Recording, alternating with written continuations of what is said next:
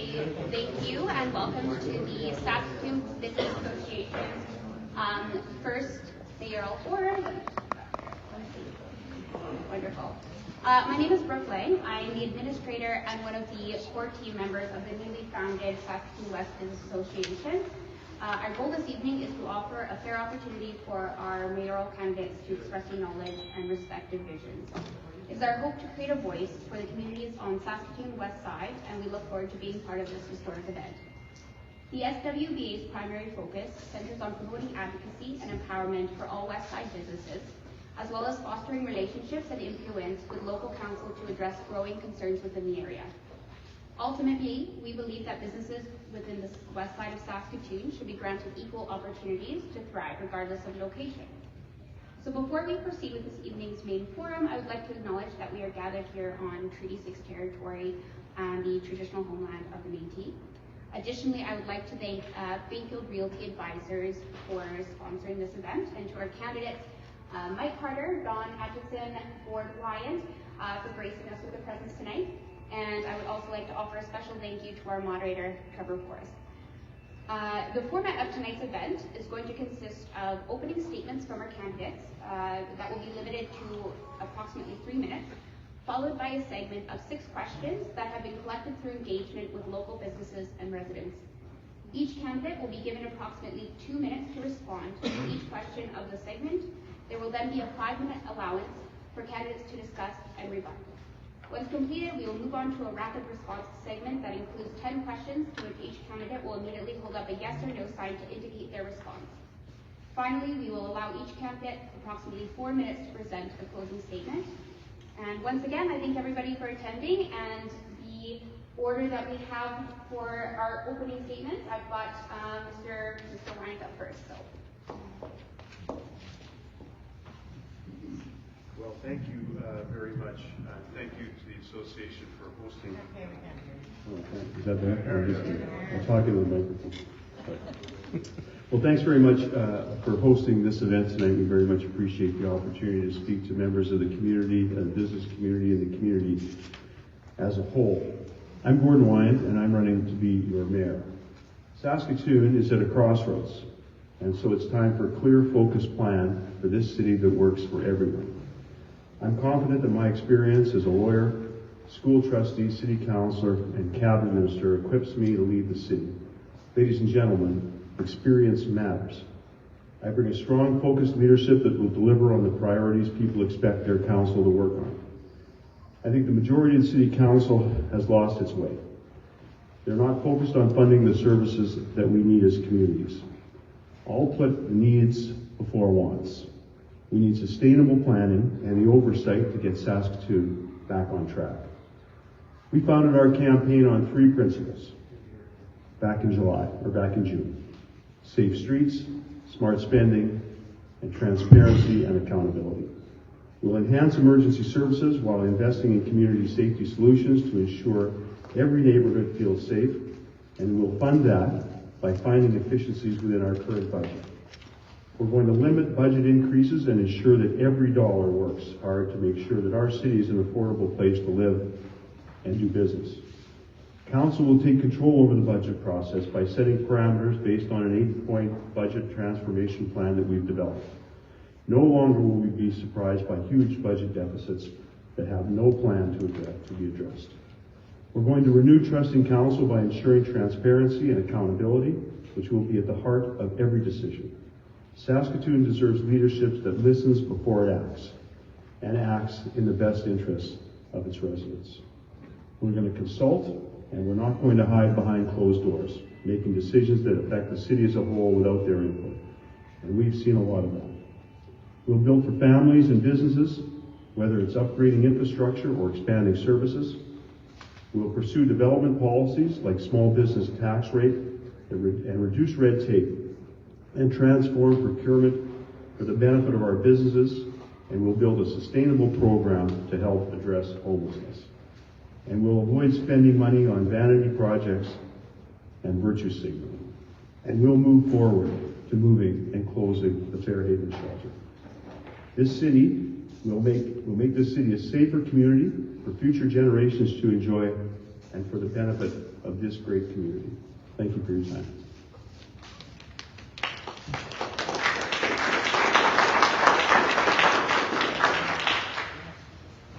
Now we'll hear from Mike. Hi.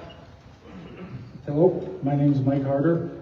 I'm running for mayor of Saskatoon, and I've looked at the city's finances, and the single most significant source of contention that I see is that the city's finances are being siphoned off by the federal and provincial government.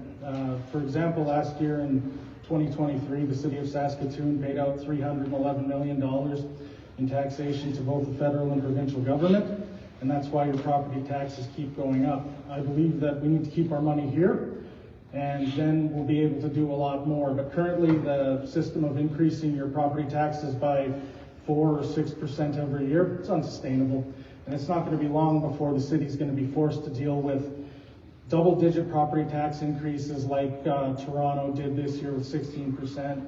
Edmonton's looking at 13% next year, and it's just a matter of time before it happens here. I think we can do better. We need to keep our money here, and I'm for a new deal. Thanks.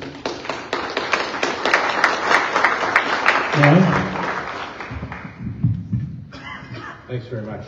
Well, good evening, everyone. I'm Don Atchison, and I'm running for the mayor, City of Saskatoon. I want to be your mayor. This invitation tonight was really quite exciting for me. I want to tell you that our own family had a business right here in Confederation Park Mall for years, and how we met all the people from the west end of the city, and how wonderful it truly was. And the West End has always been a special place in my heart, and I've worked hard to support its growth. Even Pat Laurier, someone I didn't always see eye to eye with, said I was the most pro-West Side mayor in Saskatoon's history. I worked alongside people like Miles Height and Noel Knoll to help make the West End thrive. And it pains me to see how the recent city decisions have neglected and harmed these neighborhoods. I look at Hampton Village right now, Kensington, the Blairmore, the Shaw Center, with 2 new high schools that had not been built in over 4 decades, and how the administration was quite adamant that they didn't want this to happen.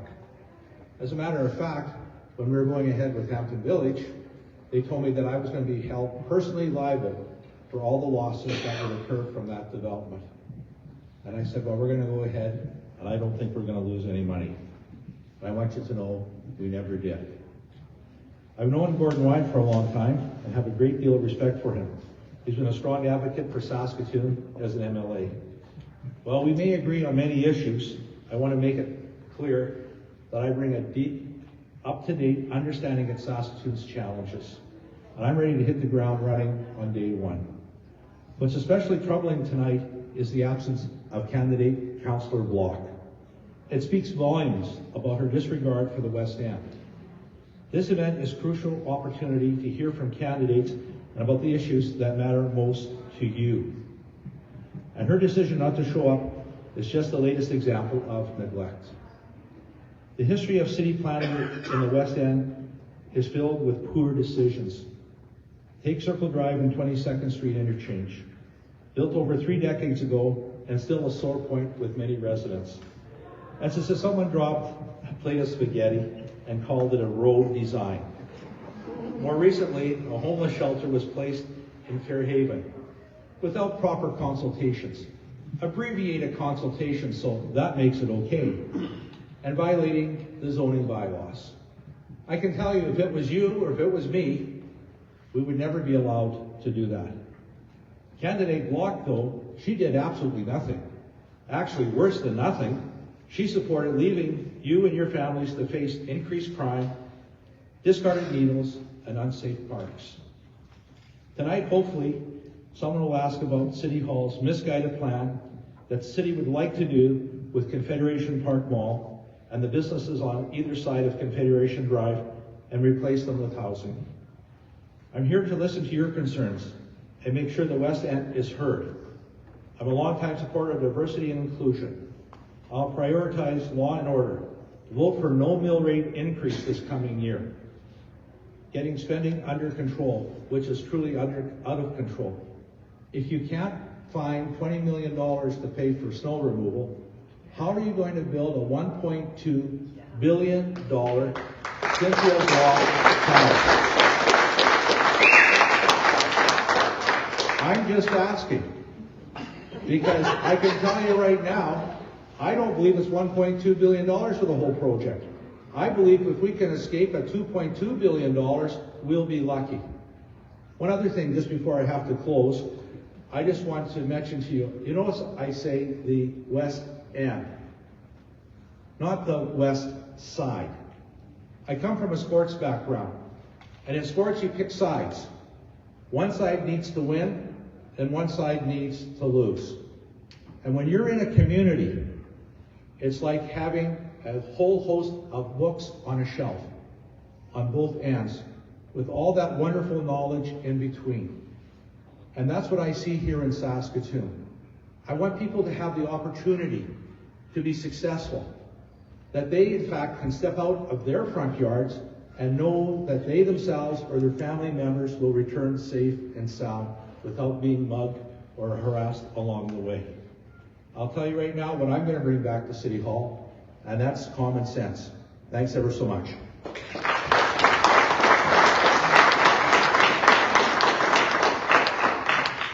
So we're going to move into a series of 6 questions, and we're going to start on the right with Mr. Wyatt. I just neglected to remind everyone if they could turn their cell phones off, it would certainly help in case you get a call. Thanks very much. Gord. Assuming you were elected. Okay. Assuming you're elected, Gord, as mayor, Saskatoon mayor, what are 3 critical issues you feel require immediate action upon inauguration? Gord? Well, I'll direct these 3 to the west end of the city of Saskatoon.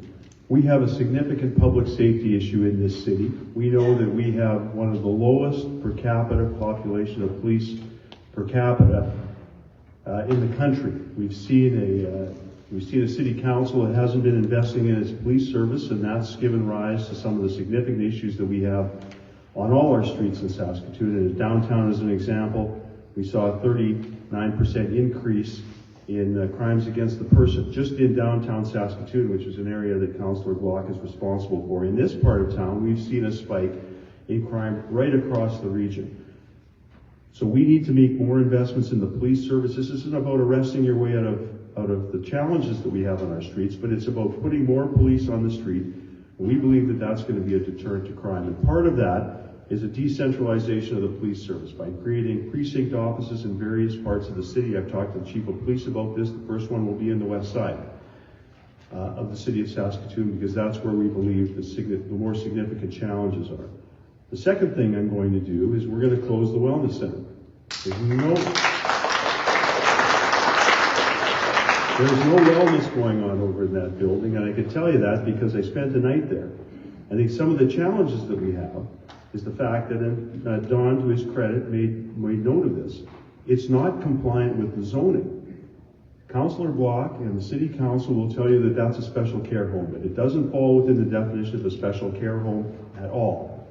There's no kitchen facilities, there's no bathroom facilities, there's no independent sleeping, there's no people that are there to take care of the residents.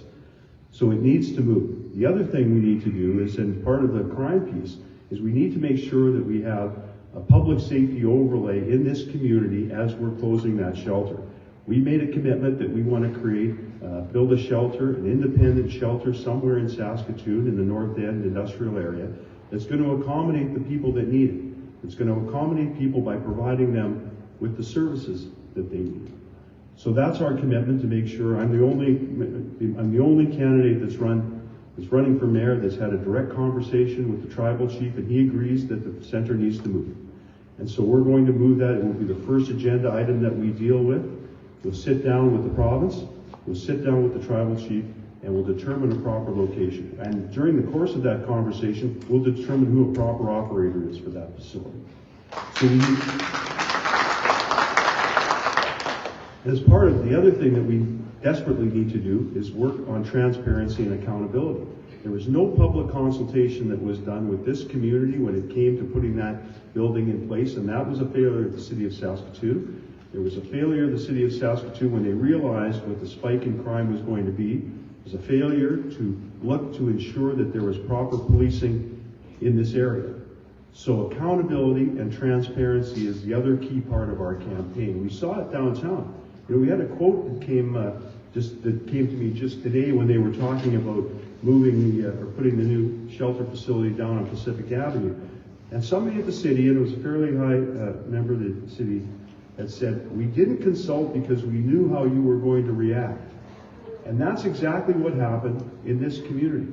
The fact that they didn't consult you because you knew what the reaction was going to be, they knew that there was going to be some challenges, and so they just simply act without any input. So those are the three things that I think. Thanks very much, Gord.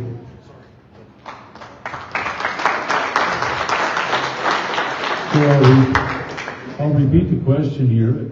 Assuming, Mike, you were elected as Saskatoon's mayor, what three critical issues you feel would require immediate action upon inauguration? I was well prepared for this, but now I forgot what I was going to say. I honestly have a plan. It's on my website, and I wish I brought my phone. But the way I see it, still, it's a tax issue. We got to do better for the... You know what? I lived on 373 Pendergrass Road for a year, and I didn't see it. I didn't see the crime that everybody's saying. I had no problem in that area. Sure, there's an argument you can say that I'm a big man, but what I saw renting at Main Street Equity's apartment, they put up a trespass warning on their properties that anybody who's found there would be trespassed. It's all social issues. It's not criminal elements. These people are unhoused. I don't know. I lived there for a year and I never had any problems with the area whatsoever. I think we need to do better as a community myself.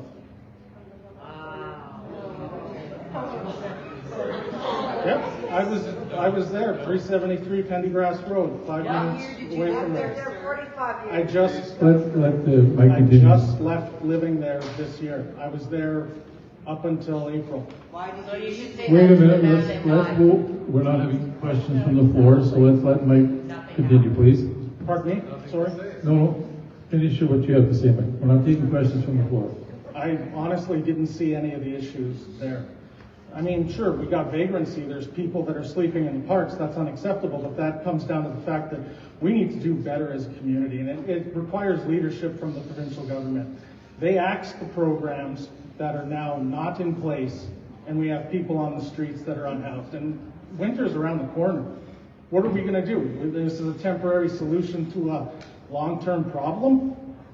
I'm of the opinion that we cannot police our way out of the homeless situation. We need better leadership from the provincial government. Thank you, Mike. So Don's going to speak here. He'll have 3 minutes, and then when he's done, we'll have a little bit of an open debate for about 5 minutes. Don, assuming you are elected as Saskatoon's mayor, what are the three critical issues you feel would require immediate action upon your inauguration? Well, the first one is the policing overall in the city of Saskatoon. People today feel as if the victims are the criminals and the criminals are the victims. And that shouldn't be at all. When you hear of people phoning the police service and they've given up, and our single biggest problem with policing today is that people don't have faith in the institution. Not in the men and women that are there, but the institution itself. And we need to correct that immediately. Homelessness, Fairhaven. I can tell you right now, shouldn't have been there, and it's got to go, and it will go. Matter of fact, tonight what I brought with me was a tiny home that's made from recycled plastics, regen plastics, that in fact can sleep up to 4 people in it. Has a stove, has a fridge, has a sink in it as well, and can also have a washroom.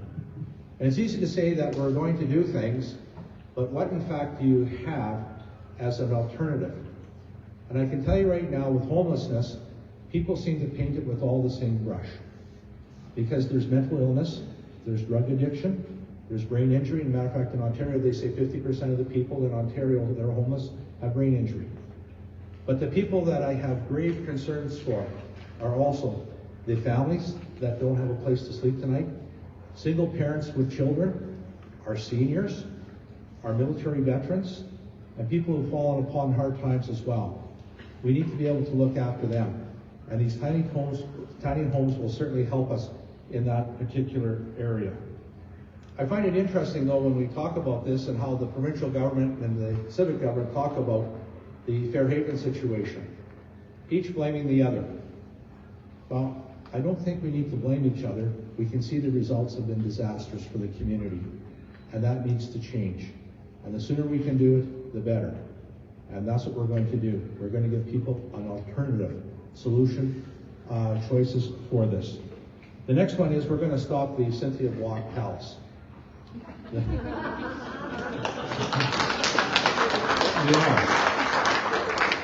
We keep on investing millions of dollars. I'm going to tell you right now, the city has committed $30 million from the land branch to the arena downtown. $30 million. If you only took $3 million of that, and only is a terrible word to use because if I had $3 million, I'd be the happiest guy in town. But $3 million in fact, to be able to build attainable type emergency relief homes for people is an absolute priority for us. And when we get to transportation, we need to do much better on snow removal. When you have to borrow money for it, $20 million, how do you expect us to run? Thanks, Don. Okay, thank you. So we're going to have a bit of an open mic here. I hope everybody can be somewhat civil. And as a debate, any responses to what you've heard from the other candidates? Well, if it's all right, Trevor, I'll start. I find it a little difficult to accept the argument that there's been funding that's been stripped from the city of Saskatoon over the years. I can tell you that there's been enhanced funding in the areas of addictions, there's been enhanced funding in the areas of mental health, there's been enhanced funding in the areas of homelessness. I can tell you that the city of Saskatoon just recently received another grant through the municipal police grant to hire another 37 police officers. And that's on top of the 53 police officers that the province already funds. So 90 officers that are being funded. In addition to the fact that we have a revenue sharing program in this province, which is second to none across the country. Last year, $14 million more came to the province, to the city, just through our revenue sharing program. That, and with the additional amounts of money that the city has raised through property taxes, on top of that, an almost 12% increase in your taxes. We don't have a revenue problem in this city, ladies and gentlemen. We have a spending problem, and we have to get that spending problem under control. Thank you, George. Who's next? John? I'll certainly go next. It's wonderful that we get these funds from the provincial government revenue sharing. That happened when I was the mayor previously. We used to get 1%, but now it's down to 3/4 because of financial strain that the province had. But what transpired over that period of time was the city got a one-time grant from the province, which is very thankful to them. But again, the council and the administration, through poor management, spent those one-time dollars on putting it into the operating budget, and they should never have done that. When we talk about the 12% right now, it could be anywhere from 9 to 12 depending on your assessed value of your home. You look at your garbage, your composting, and recycling. Those used to be part of your taxes. That was the one thing everybody said we got with our taxes. They didn't think of anything else. And now they've taken that away. And now you're faced with, in a lot of cases, a bill of about $130 a year that are added on to your taxes. And you receive nothing in return. Thank you, Don. Mike, do you have any comments? Yeah, we still need to, I'm going to preach till I'm blue in the face. The province has got to do a better job. They left $10 billion of your money in the hands of a few multinational corporations. And the first source of funding for the province is always increasing the consumption taxes on the people. I don't agree with that at all. The province, we have something that the rest of the provinces in Canada do not have, and that's potash. I'm not sure why the province of Saskatchewan takes the approach that I'm just of the opinion that they'd rather they're in the pockets of the corporations. There's no legitimate reason you should leave $10 billion of the public's money in the hands of a few corporations that are exporting it national or I need a moment. Thanks. I sense that Gord and maybe Don want to have a comment. I do have a comment. Let Don go first. And what it is that when you come to potash and all the other mining that are going on, they're one of the major industries in our province and in our city. Thank goodness that we have them here. If you look down to Nutrient Park, the playground that's there now, Nutrient paid for all of that along with Campotex, and CP Rail paid for that entire project for the citizens of Saskatoon. Having corporate headquarters here is absolutely essential to have in our community. The mining industry plays a big role in it. And what happens is money is fluid. They can go to other countries and in fact set up their businesses as well. Potash is very competitive, I can tell you that, because I dealt with some of the largest purchasers in the world that could either buy from Canada, Saskatchewan, or they could go to Russia to buy it. There's many other places that they could buy it, Israel. So the bottom line is that we need to stay competitive. It's a worldly market, and at the end of the day, that's what's, I think, best for all of us. We have jobs. And Thank you, Don. Gord, we've got about a minute. He was just said exactly what I was going to say. I mean, this province has one of the strongest economies in the country, and we can count on the fact that we have that strong economy because of the companies that operate here, the companies that provide jobs, and the companies that pay taxes, that provide the services that we all need. The economy is the currency by which we do everything. And if we don't have successful companies in this province taking advantage of the resources that we have, we wouldn't have the kind of economy we have. And we wouldn't have the economy that we have in Saskatoon, because this economy in Saskatoon is the driving force of the economy for the entire province. And so we need to ensure that we work hard to attract business to this community, because those are the people that are creating jobs for people who end up paying living and working in Saskatchewan. Thank you, Gord. So we're going to move on to our second question today, and we're going to start with Mike, and then Don, and then Gord. So, Mike, do you currently have a plan in place to address the issue of homelessness within the city? If so, please elaborate on why you believe this plan is the right course of action in 3 minutes.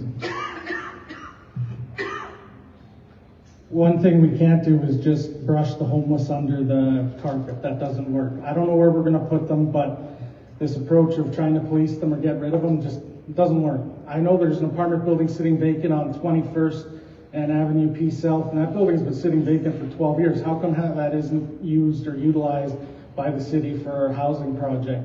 There's plenty of, shuttered properties throughout the city that could be retrofitted and used for this for short-term solutions, but I don't know.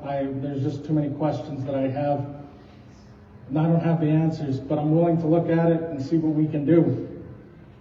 Thanks, Mike. Don? When you talk about having a plan, first thing you need to do is you need to decide on what level you're going to be helping at and who are we going to be helping.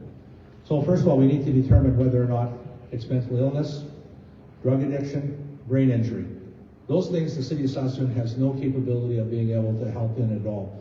That's strictly a provincial government regulation, or a duty to look after that area.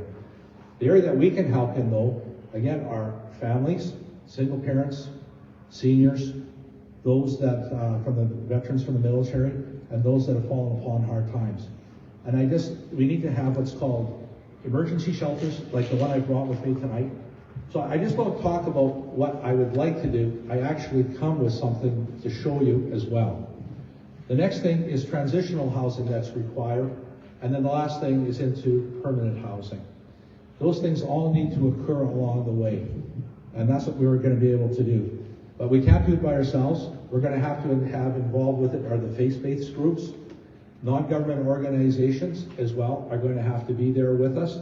And I can tell you right now, the faith-based groups are absolutely wonderful. they have their heart and soul in it. Doesn't mean that other people that work in the bureaucracy don't, but it's a passion for them. They want to care for people. They want to help people. And that's what we're going to be able to do here in Saskatoon. We've done that all throughout the city with our attainable, affordable housing programs in the past, and we're going to do that again with this type of housing for people. Thank you. Gordon? Well, this is a very,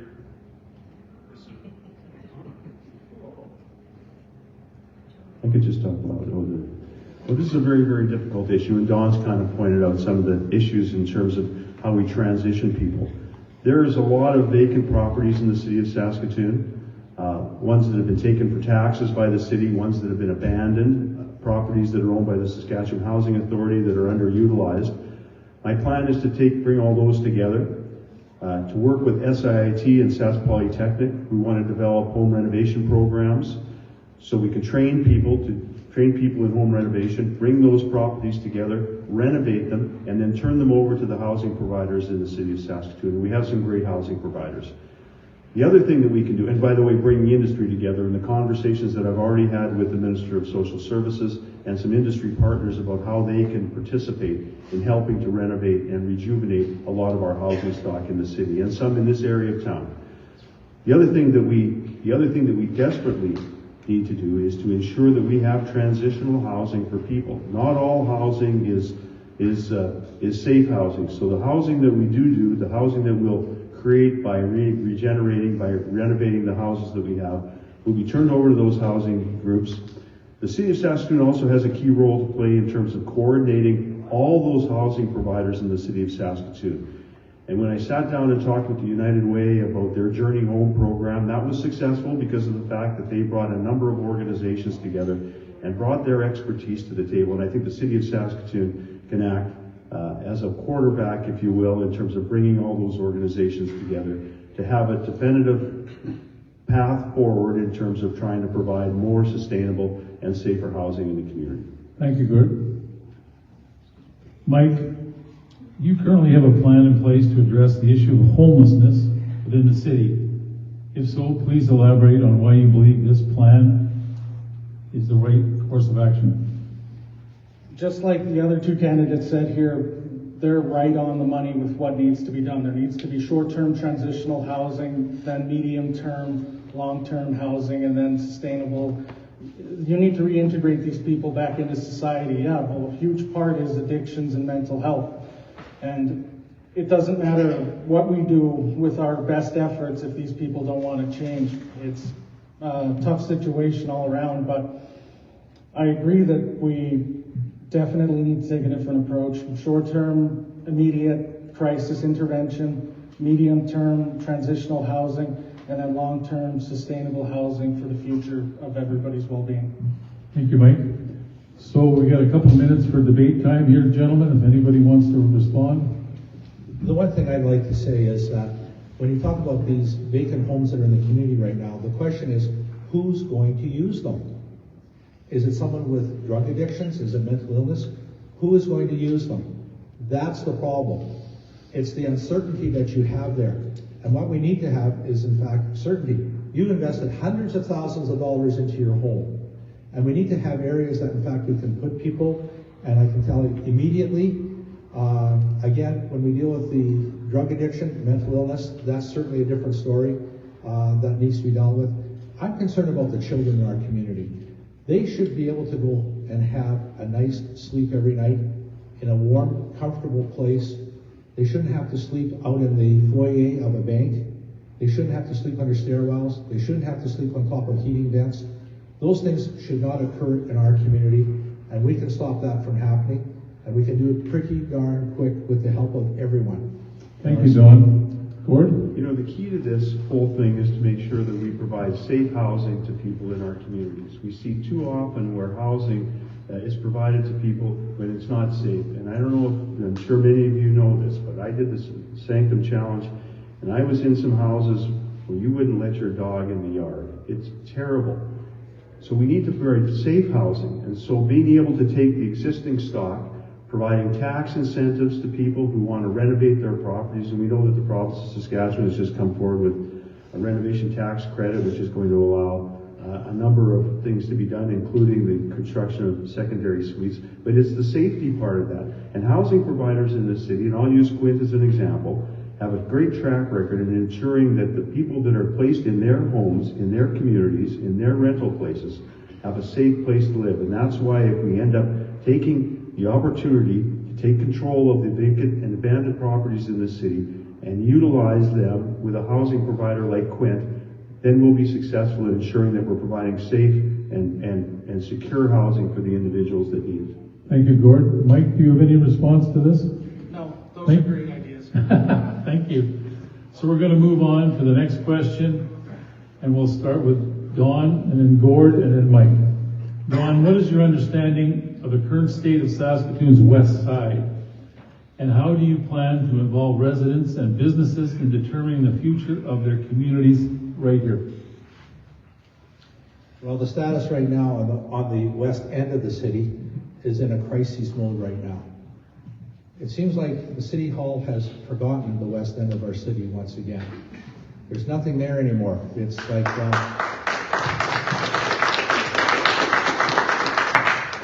I look at policing. If you don't have good policing that responds to theft in your community, to businesses, to individuals, people before long have no faith in you whatsoever. Things that we're going to do as well is we're going to get back to what we used to have, what were called the mayor's meetings in each ward, the mayor's ward meetings. And we're going to be doing that once again, where every year the mayor goes out to every ward and talks to the people in the community, and they have a dialogue. And on top of that, they actually bring the administration with them. And when I first started doing that, the administration was adamantly opposed to it. One of the administrators came up to me one day by themselves and said to me, I want to thank you for taking us out there, because we finally are hearing what the people are saying. And that's what it's all about. We need to hear from you and what your concerns are as well. When we go on further is, for example, the drug problem again on the Fairhaven area has to be addressed immediately. On top of that, we look at the Hampton Village, the Kensington area. Is my time up again? Yeah. I just got started. We've got lots of ideas here. We'll deal with them later. Dawn, you're going to have to learn to talk faster. It's so critical for people to hear. Gord? Well, this is all about engagement. It's about engaging with your community. And we've seen far too many times over the last 8 years where council and administration aren't engaging with their community. And we see this by virtue of the fact that city councils now has their meetings during the daytime. We used to have them in the evening, Don, which allowed people to come down after work to make their representations to council. And we don't have that anymore. You know, for any of you that have to take time off work to come to make representations to city council, you're not going to do it because you're not going to take the time off work. And the relationship that you have with your city councilor, some city councilors are good, others not so much, when it comes to hearing your complaints and then taking your complaints forward to city council. I want to read something to you. This is on the plan for growth, and it's around, and Don mentioned that hopefully we'll get to this later on, but in the plan for growth, and this is a living document, it says if sufficient redevelopment pressure builds at one of our transit villages, it may benefit the city to formalize involvement of landowners, business owners, and community members through a working group. So they don't put the cart before the horse. They do their plan without having any consultation with your community. That's wrong. They need to be having these conversations, and if they would have had the conversations with the community about the wellness center, if they would have had the conversations downtown on Pacific Avenue, like they had over in Forest Grove or in Sutherland, when they had those conversations, they listened to people. They went out, they had conversations, and they made decisions based on that conversation. They owe the same thing to the people in this side of town, and with a new council, and if I'm the mayor, we'll make sure that there's ongoing full consultation before any decisions are made that are affecting your community. Thanks, Gord. Mike? Okay, thank you. So, will the three gentlemen have any rebuttal or comments to that? Gord, you will start this time? Well, I think we agree on this. You know, Don and I served on city council. I served on city council for 7 years with Don, and I think we agreed on most things. Mostly? But we certainly agree on this in terms of public consultation and making sure that the community is involved with every decision that the city makes. And far too often, we're seeing city council just ignoring the needs of the community, not consulting. I've often been a firm believer that it's the community that knows what's best for its community, not city council. Thanks, Don. Go ahead. It's interesting when we talk about Saskatoon and the plan for growth. I did bring with me the Transit Village report tonight for you. Please go online and get that. It shows you what the city of Saskatoon wants to do to your area. They want to make this a desert area of non-shopping. That's their goal at the end of the day. I understand that there's going to be a major grocery store leaving the area very shortly. Why are they leaving? Because of theft and all the problems they're having. There's no dialogue, no consultations that are going on with anyone at this time. Matter of fact, if you look at this plan, it's absolutely unbelievable what the city wants to do. They don't have a vision. They have a vision for no cars, lots of bikes, and that you should do lots of walking. The only problem is, last time I figured it out, and I could be wrong, it gets to 40 below here in the wintertime. And that is a major problem. But we need to look after the businesses as well. We need to make sure that they're safe and secure in our community. That's a top priority. We don't want them leaving like one is already this coming fall. That's a critical problem. And I tell you, when businesses leave, it's difficult to get them back again because they made that corporate decision to move on. I can tell you that from downtown in Saskatoon when the grocery store left there. And City Council blew it. They had a chance to have a brand new grocery store operating today. Thank you, Don. Gord, a couple seconds. Well, I just wanted to comment on the plan. I mean, when they put this plan together without any consultation, we know what some of the challenges are out here. I've talked to business owners in this area. Security costs in some of the businesses are up 61%. People don't feel safe coming to the mall. People don't feel safe walking from their car with their groceries out to their car. That's got to change. But the plan that the city has, that they put together without any consultation, not understanding, I guess, where you're going to do your shopping if they end up closing down or doing what they think that they're going to do. But it's not right that the city council and the administration don't consult with people in the community. It's as simple as that. Thank you, Gord. So we're going to move on to the next question, and we'll hear from Gord, and then Mike, and then Dawn. We kind of crossed this topic here a few seconds ago. What are your views on the current council's bus rapid transit plans, including but not limited to the goal is to implement transit villages and corridors on existing commercial hubs? How do you see the future of transit? So that's the question. How do you see the future of transit in Saskatoon? Well, I think transit at the present time in Saskatoon is a dismal failure. We've seen people who live in Aspen Ridge who take an hour and a half to be able to get to work. There needs to be more investment in transit. We know people are coming from all over the world, taking residence in Saskatoon, 26,000 new residents over the last 2 years, many of them who come from communities and cities and towns and countries where they rely on transit. We have a winter city. I believe that expanding the transit system is going to be good for the city, to be able to move people around the city. But I'm also very worried about the cost. And I know Don is going to mention this too. But this is going to cost potentially up to $1 billion to do. And without any consultation with the communities, especially around the transit villages. Because the transit village that's planned for here takes out all the commercial development, all the retail development in this area. And I'm not sure where you'll end up having to go to shop. But the fact of the matter is that was all done without consultation. There needs to be a plan to enhance transit. We need to have more transit in the community. It's an important amenity, but we need to be very, very careful in terms of how much money we're spending on it and how effective the new routes are going to be. The fact that they want to create these the BRT routes to create more opportunities for people to get around Saskatoon, I think is admirable. But we need to be very, very careful on how we're spending it. We need to be very, very careful on the kinds of buses that we're buying, we just bought 2 electric buses. I understand one hasn't left the shop, and I understand the other one just kind of goes out for a few hours every day and comes back to be recharged. So, and we see what's happened in the city of Edmonton when they've gone to electric buses. Most of them are sitting in the shop and they're not using them. So we need to be very conscious of how we're spending our money on transit. But I think transit and enhancing transit in this city is an important goal, and I think we have to continue to pursue it, noting the challenges that we have, especially around the budget. Thanks, Gordon. Mike, how do you see the future of transit in our city? We're going to need better infrastructure. The way the city is currently set up, it's woefully inadequate. Transit does the best they can, but if you want a prime example of how traffic is terrible, look at 22nd Street any day in the afternoon headed into downtown. I'm all for transit. I think everybody should be using it, but it's just terribly inefficient in the city. We have to improve the way it operates. Thank you, Mike. Don, how do you see transit in the city?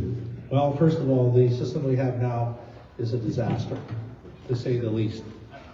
And what's happened is with this bus rapid transit, what they did is they spent tens of thousands of dollars of your money to rebrand it from bus rapid transit to Link.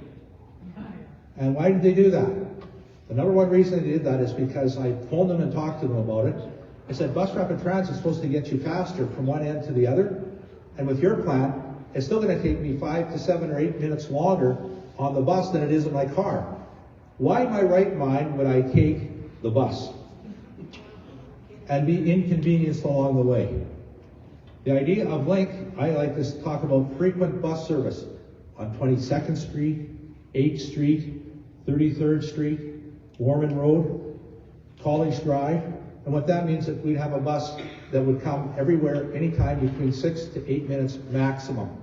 So if you miss your bus, that you get another one. What we need to do also is look at a place called Innsville, Ontario.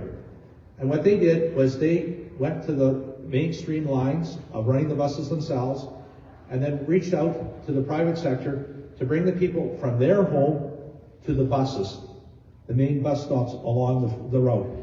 And what they've done is they've had overwhelming success, because people don't want to walk 2, 3, or 4 blocks. Would you want to walk out there tonight? It's a beautiful evening, but would you feel safe doing it? I think the answer is no. So by doing this, people can in fact get to that quite easily. The other thing we need to do if we want to have an efficient bus service is the train tracks got to get moved somehow. There's nothing more frustrating than having to wait for the trains. But if you have a bus service that doesn't get from point A to point B like it's supposed to, because there's a 4-mile train and the train breaks down in the middle of the city and you can't get anywhere, it doesn't do anyone any good either. Those are a few things that we need to do in that particular area. But on top of it, we need to have a dialogue. The employees aren't happy. The management's not happy at transit. City council's not happy. Management's not happy. And you know what? Most of all, you, the customer, are not happy with the current system. So it begs the question, if no one's happy, why would you keep on doing the same thing over and over again? Expanding the system. Thank you, Don. So we'll have a 5 minutes or so of a little bit of rebuttal back and forth. Don, you may need to catch your breath. We'll let Gordon go first. You go right ahead. I'm all caught up though, okay? Thanks, Trevor. You know, so one thing, I just want to make a quick comment about Link. When they rebranded the BRT to Link, they spent $295,000 on that in a contract with a client in Vancouver. And we have people in this city that could have done that work for a significant amount less. And that's one of the challenges that we have when we put forward our procurement transformation plan, where we're going to make sure that contracts like that go to local businesses. But the biggest challenge with transit in this city is safety. It's not only safety issues for the bus driver, but for the passengers. And now we've gone to this system where we've hired, and they work for the fire department. They're kind of community safety officers that are engaged by the fire department that ride the buses. They're not trained police officers. They're trained in some dispute resolution, but they're not police officers. I talked to a bus driver the other day. He said he won't let his daughter ride the bus, except when she's going to school, and he's worried about that. So when bus drivers are telling you that there's safety on the buses and safety concerns on the buses, we better be paying some attention to it. Are safe, that the drivers are safe, and most importantly, that the customers that are riding the bus all in conjunction with the union to make sure that that happens. But that's the single biggest challenge that we have with the transit system now. If we create a safer transit system, we're going to create an opportunity for more people to take transit. But Thank you, Gordon. that's not happening. Don, have you got a couple comments? I do. First of all, on the safety side, when they put in the vinyl covers to protect the bus drivers, the operators, from the public, what a waste of money. You need to have plexiglass there, something that's secure, that's safe for the operators of those buses. On top of it, putting community support officers on a bus in a uniform. Please, give me a break. What are they going to do? Zilch. Oh, we're going to have dialogue.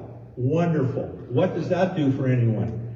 What we need to have, in fact, is from time to time, is to have plainclothes officers on the buses that know when the high incidents occur, and that we start dealing with it. The problem we have right now, and it all goes back to policing again as well, there are no consequences for people's actions.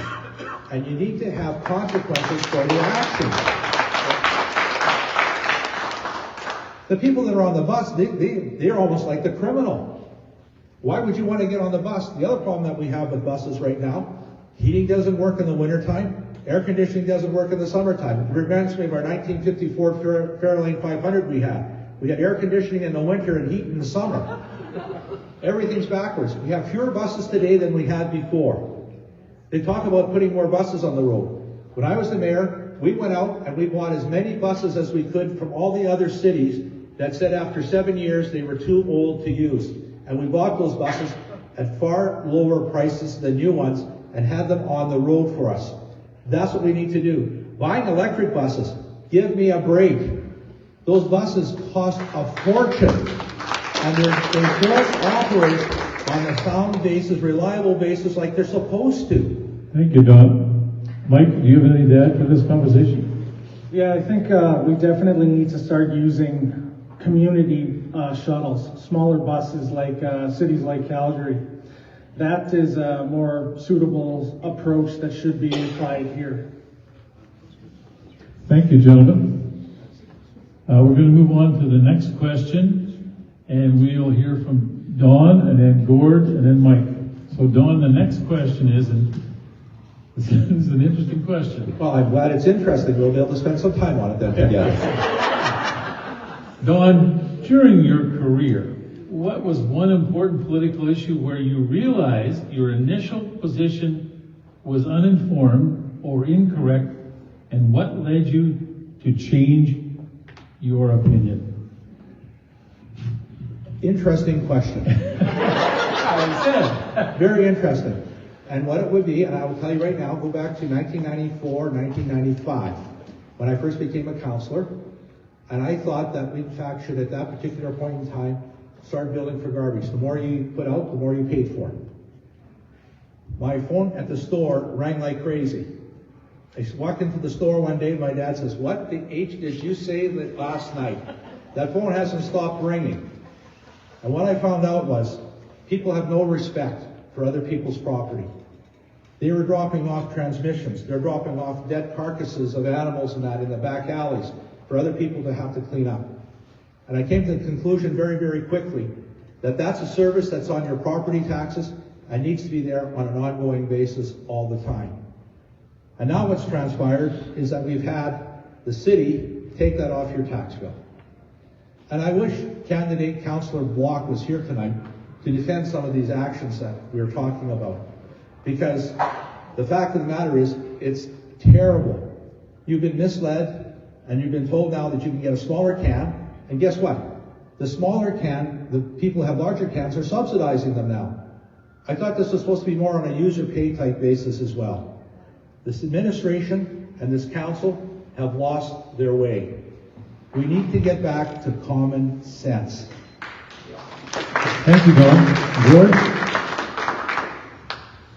Well, this is an interesting question, and it takes me back to the time when I was the Minister of Education in the province of Saskatchewan. We were going through a very, very difficult budget that year, and I was required to trim some things out of my budget. And one of the things that I decided to trim out of the budget was about a $250,000 grant to an alternative school in Regina. And I was told by my officials that, don't worry, we'll be able to accommodate these students within the school system. We didn't need to have the school, we could close it down. Well, certainly came, I'd never gone to visit the school. I hadn't spent any time thinking about what programs they delivered, and it soon became clear to me that this was a decision which was a huge mistake. I went out and visited the school. I went out and understood the programs they were delivering. These were the worst of the worst kids in Regina, and they wouldn't be accepted into any other school in the public school system or the separate school system. So I had to go stand up in front of the legislature and admit that I'd made a mistake and restore the funding to that school. And that was a very, very difficult thing to do, especially when you're kind of proud and you've gone through your budget and you spent all the time working on it. But standing up and making an acknowledgement that you made a mistake, it was affecting the lives of people, that made me feel pretty good that I fixed the mistake. And when I went back out to the school, and I've been out to the school many times before since then, the fact that we acknowledge the fact that we've made a mistake, and that's what a lot of politicians can't do. They make a mistake and they're terrible about admitting they made a mistake, and then they just compound their mistake by just adding to it and adding to it. So that was one of my proudest moments as a legislator, standing up in the legislature and admitting that I made a mistake and restoring the funding to that school. Thanks, Gord. Mike. I'm new, this is my first time here. I'll be the first to admit I don't have all the answers and I'm definitely gonna mess up a lot. But at least I'm willing to stand by my decisions. Thanks, Mike. Now we'll have a little rebuttal back and forth. True confessions here.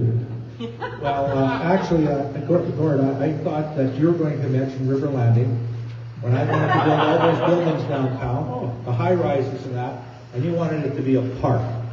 And you sit up in council later and you said to me after we got it going and everything else, that was the right decision not to have the park but to get those buildings there. Well, you said, I remember I said that we had that whole vacant lot there when we took down the gather pole and it was all mud, and I said to Don, we should plant some grass there. And Don says, we can't plant grass there because as soon as we plant grass, we'll never be able to build a building there. So that was my mistake, even suggesting that we build grass. And look what we have downtown, Don. I mean, that council that we had back in those days has done some remarkable jobs in downtown Saskatoon, especially around River Landing. So, yeah. But you corrected me before I made the mistake. You would have let me plant the grass anyway.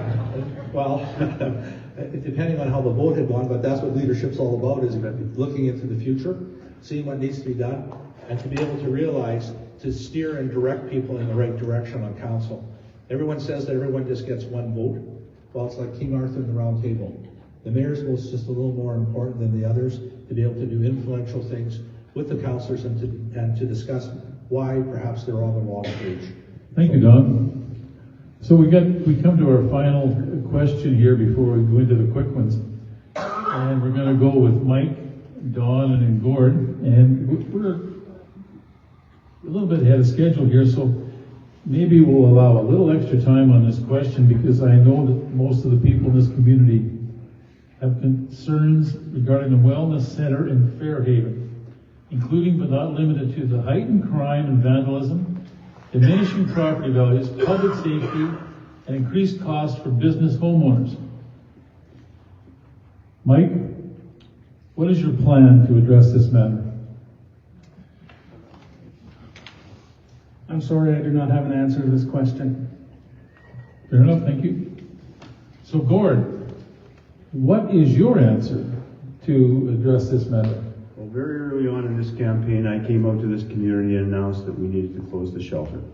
We've seen some of the challenges in the community, and I met with many of the residents, talked to them about what the challenges have been, seeing the increase in crime, seeing the urination and the defecation on your streets.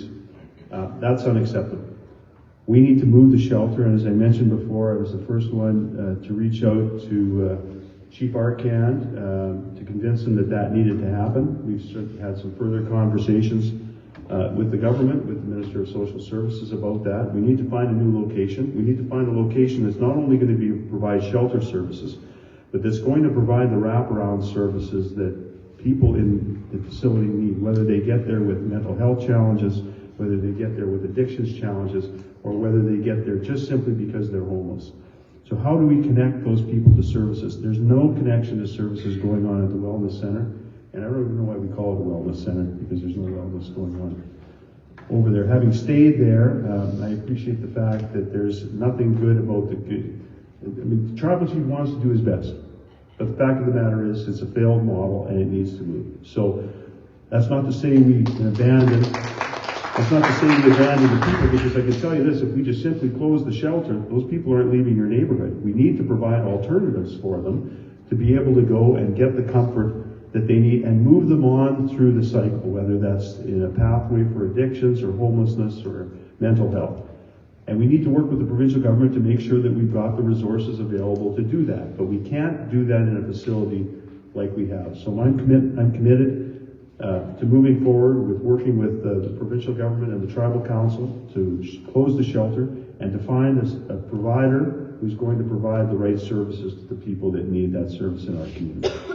Thank you, Gord. Don, what is your answer to this? Well, first of all, as Gord has said, the Wellness Center is not a wellness center. That we know already. It's just a place that people have a roof over their head for the night. People have passed away in that particular location as well. It's not safe for even the people that are in there, let alone the residents that are outside. But the next part of that is, where are we going to put them? Well, we talked about the drug addiction and that. But my question also is, what are we going to do about the 20th Street with the drug injection site? That all goes together as one. People are wandering back and forth. That all needs to be dealt with. And I think what we need to do is we need to look at a green area in the community that's not a park and that's not next door to you. And people have said oftentimes, people will say, well, you're a NIMBY person, not in my backyard. And I go, well, no, that's not true. You've invested a lot of money in your community, in your home, and you want what you bought. The Psych Center on Central Avenue was built first, and then what happened? Homes built around it. Sask Corrections was built, and businesses built around it. The same thing can happen here as well. People say, well, what about transportation? How are they going to get around? How are they going to get from place to place? Well, I find it interesting that we're talking about people that need help, but what about the other people that are footing the bill already? What about the people that are just barely making it by? What about the people that have to go to the food bank to feed their families today? What about that situation as well?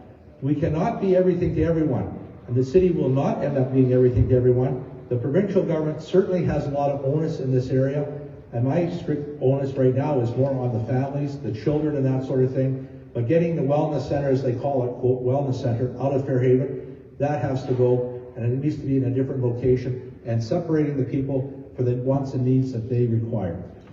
Thank you, Don. We'll spend a couple more minutes on this. And Gord, do you have some more comments? I don't really have a rebuttal to what Don has to say, because again, we generally agree on this. But I want to remind everybody in the crowd what your council has done. When they decided that they wanted to move, put a shelter facility out in Sutherland, they engaged the community. And then they changed some rules. They put a 250-meter limit from the center to ensure that the schools were excluded from that. So if it was 250 meters and a school was in that area, then they weren't going to do it. And that's why the shelter didn't go ahead in Sutherland. And then look what they did downtown. You have a dance school, you have a clinical psychologist dealing with children, you have a residential area. And if the idea was to ensure that those shelters weren't in a place where there was vulnerable populations, they simply just took the shelter, made the decision, without any consultation, and put it down on Pacific, without any consultation with the community, violating the rules that they had already put in place when they decided not to put the facility out in Sutherland. That's the council that you're dealing with. They're not listening to the community, and they're not consulting. And that's exactly what happened in Fairhaven. And that shelter is within distance of vulnerable populations, but you don't see anybody on city council putting up their hand and saying, we need to move it. Thank you you. don't see anybody on council saying,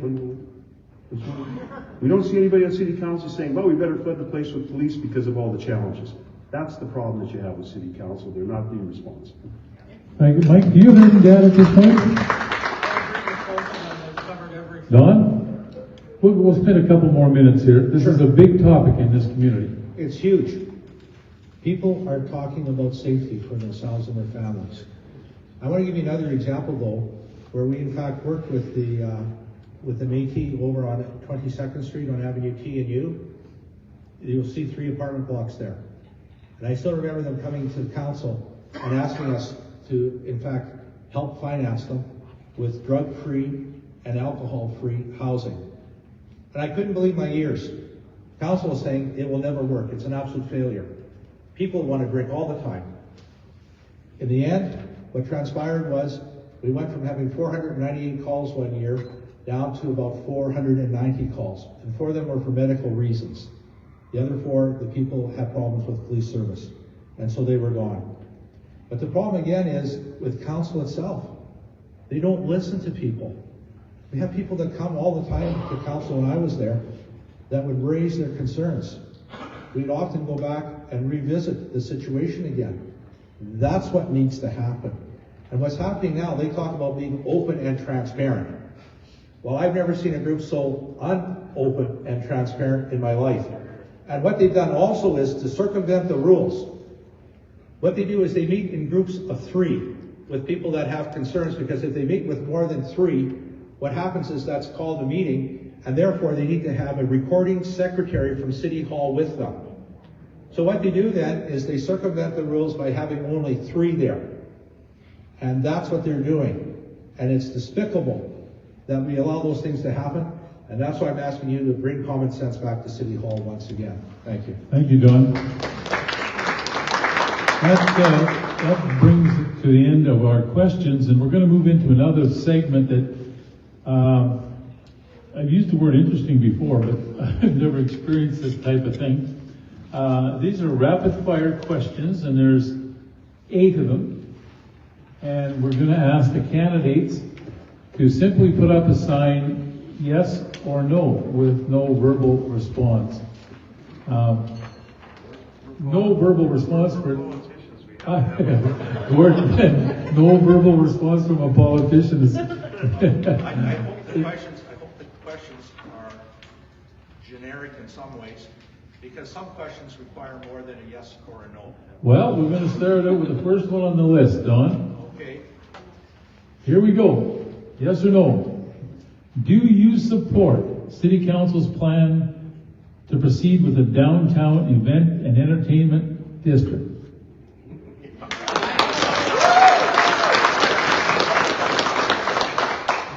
Well, that was pretty easy.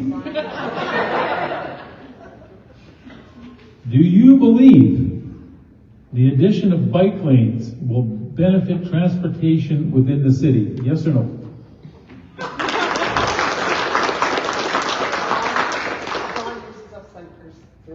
Wrong way.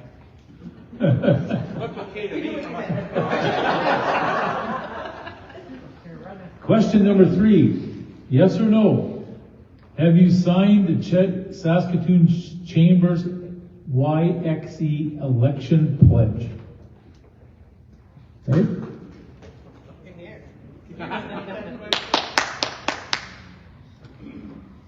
Question number 4. Do you support the city's use of zoning bylaws to aid in the placement of emergency shelters throughout the city?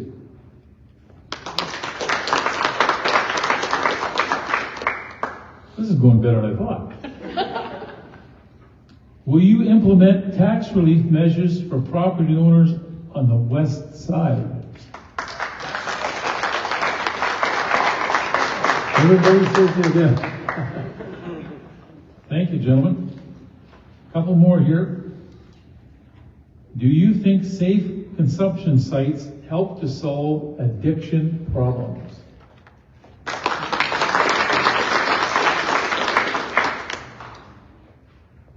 Do you think the Fairhaven shelter is the primary cause for rising crime?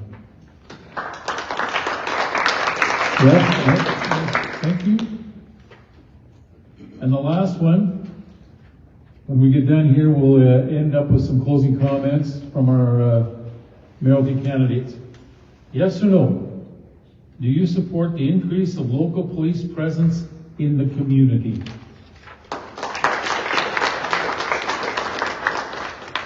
Thank you, gentlemen. That was good. Appreciate it. So we're going to have some closing comments, and then when we get done here, I hope the candidates will stay around and maybe you can have a little meet and greet with them and maybe ask some personal questions you have. So the closing comments are going to go in this order.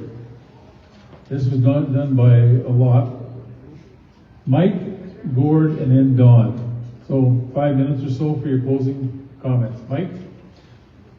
This has been an interesting experience. My first mayoral debate. It's been a learning experience, and I have a lot to think about. Thank you for taking the time to listen to me. Thank you, Mike. Don, you're the one next. Go ahead, Don. Okay. Yeah. I thought before you said Gord. Okay, that's fine. Sorry. That's okay. Did I? You ready? No, on the street. You go ahead. No. No, you go ahead. I insist. I don't want to be like Chip and Dale now, okay? From the cartoons, all right? Don. Okay, thanks. Well, it's clear the choice for mayor couldn't be more important. Candidate Block has been on city council for 8 years and making one poor decision after another. You notice her campaign, she's attempting to make herself as the agent of change to fix problems she created. You've seen this story before. Politicians who break things and then they ask for your vote to clean up the mess. You deserve better. She's run away from you tonight. She didn't come. And I can tell you right now, there's lots of evenings where I've had to go to different functions where I knew I was going to get hammered.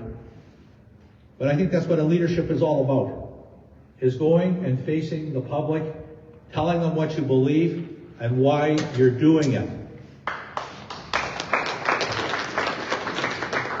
Candidate Wyant, he comes from a powerful role in the provincial government. Bringing that kind of influence might sound appealing, but it risks injecting divisive provincial politics into our local government. It might not happen right away, but the danger is real. It's a path that can lead to slates of candidates and other unwarranted developments. I applaud Mike for coming tonight. Thanks. And I do. I don't think people realize how difficult it is to come up here, and never having done this before, so congratulations. I have an innovative way to move forward on homelessness. And it's just not more talk with a task force, a study, dialogue with the different governments, whatever the case is.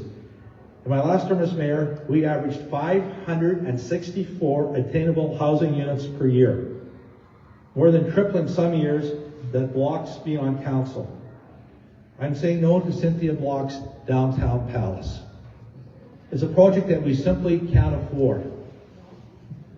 As your next mayor, I bring a realistic approach grounded in experience with our city's issues. Saskatoon needs leadership that's accountable, independent, and commit to real progress. I can tell you right now that I would visit on a regular basis events every year in that 700 to 800 number, and I returned every single phone call, sometimes 3,000 a year. And the reason I did that is because I wanted to hear from you. I needed to hear what your concern was, not what some bureaucrat told me I should think. I wanted to hear that, in fact, you were having problems with your water that had been off for 3 or 4 days. What was the city going to do about it? My snow that's in front of my home that the city put there, what are you going to do about it for me? So let's pick the candidate who could be effective from day one, choosing the right side of trade-offs that will improve your lives. And I think that's so important. We talk about Fairhaven right now, no consultations. Downtown, abbreviate it. Abbreviate it. You have to listen to the words, abbreviate it, so they check the box, but talk to no one at all. I look at the policing in our community right now. The 37 officers that are coming from the Saskatchewan government, I thank them ever so much for that.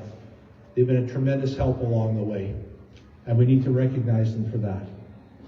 The other part with safety as well is that we need to have and make sure that everyone in our community can go wherever they want to and walk the streets and feel safe.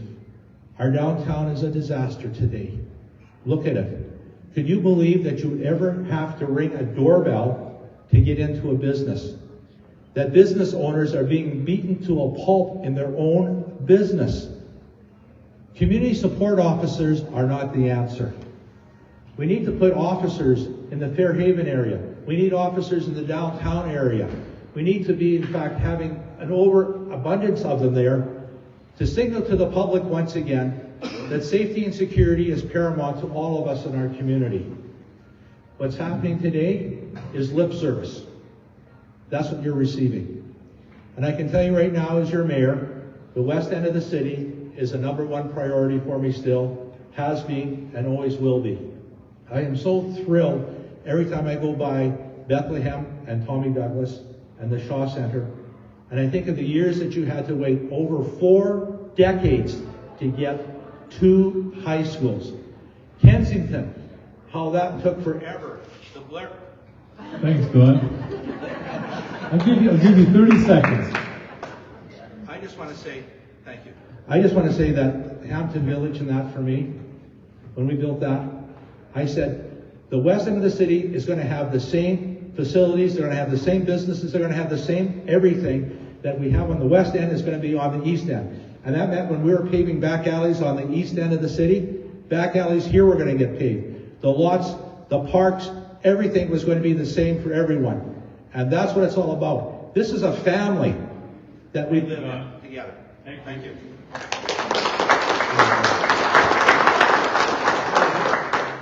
Well, thank you, ladies and gentlemen. You know, it's regrettable that Councillor Block isn't here. You'll know that her slogan is all of us together. It should be all of us together, except the people on the west side. I think that the burden on our, well, ladies and gentlemen, the burden on our taxpayers has gone up nearly 12% this year. Since 2017, since this council has been formed, our taxes have increased 46% and compounded that at 62% increase in your taxes, and we're not seeing any value for those increasing taxes. It was the second largest tax increase in our city's history. Regrettably, Don, you had the largest. Well, we'll beat that. Meanwhile, the city is spending money on things like dog behavior lessons and free EV charging, while businesses are locking their doors early and residents don't feel safe in their own homes. And I've talked to a number of you who don't feel safe in your own homes, who don't feel safe walking the streets in your own community. It's time for real change. We have to abandon these vanity projects that we're having. We have to abandon virtue signaling in this community. We need to get back to basics. We need to spend your tax dollars in a way that services the core services of your municipality. Policing, fire, recreation, snow removal. Those are the basic services that everyone expects. And I'm ready to bring the city back on track. As your mayor, I'll fix the budget. We'll get crime under control. We need more police presence and better communication and coordination with community programs to help tackle the root causes of crime, and that's more work and more coordination with the provincial government, like addictions and homelessness. We'll do this together as a whole community, and we'll move the Fairhaven shelter. With my experience working closely with the provincial government and the federal government, I'm confident I can deliver. Saskatoon can't afford another 4 years of mismanagement. If you want a safer, more affordable Saskatoon, then I'm your candidate. And with respect to the candidates on the stage, a vote for any other candidate is a vote for Cynthia Block. This is our chance to get it right, ladies and gentlemen, and I'm ready. Are you? Thank you, Bill. Well, thank you, gentlemen, for coming tonight to present your views to the elected. This is what democracy is all about. To have a chance to interact with the constituents. I'd like to thank the West Saskatoon Business Association for hosting this event.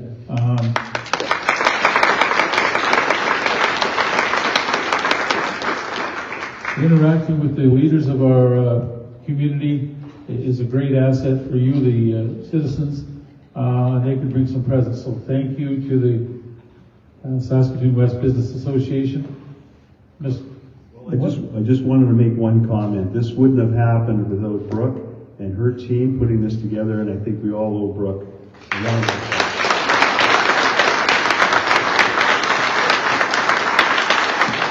And I guess we're all reminded the most important message is get out and vote.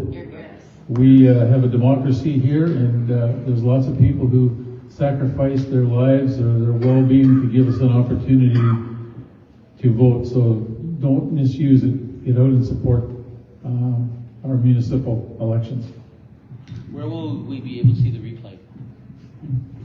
So I won't keep you guys too much longer, but we have been recording this and broadcasting it Facebook Live, so it will end up being a recording that we will have on our Facebook page for the Saskatoon West Business Association as well. We know that there's people from various backgrounds, professions here, so if anybody is kind of a business owner or would benefit from becoming a member, currently there's no charge. You have forms just behind the stage here. So you're welcome to fill that out and just kind of get to know what it's all about and stay in the loop about these things that we're doing. We are kind of a newer group, so we thank you for everybody for coming. I know we had some cancellations, but I think our mindset was definitely we were going to do this and we were going to, we weren't going to back down, I think, regardless of the circumstances and who we had. And I really, really appreciate Gordon, Mike, Don, very much appreciate your attending this event. And your